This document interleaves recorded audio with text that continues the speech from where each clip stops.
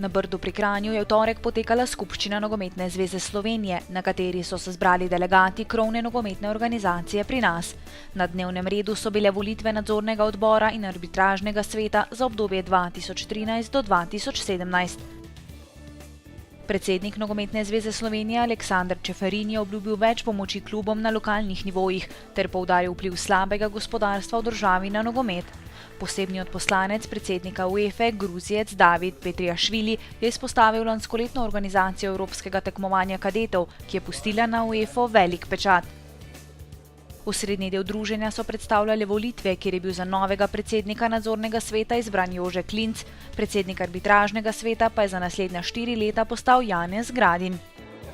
Zbranim je generalni sekretar Nogometne zveze Slovenije Aleš Zavrl predstavil tudi finančno poročilo preteklega leta ter načrte v tekočem letu. Kot je poročal nadzorni odbor, je bilo preteklo leto Nogometne zveze uspešno na vseh nivojih delovanja, vključno s finančnim. Zbrani se nadejajo, da bo krovna nogometna organizacija uspešno izpeljala tudi načrte v prihodnje.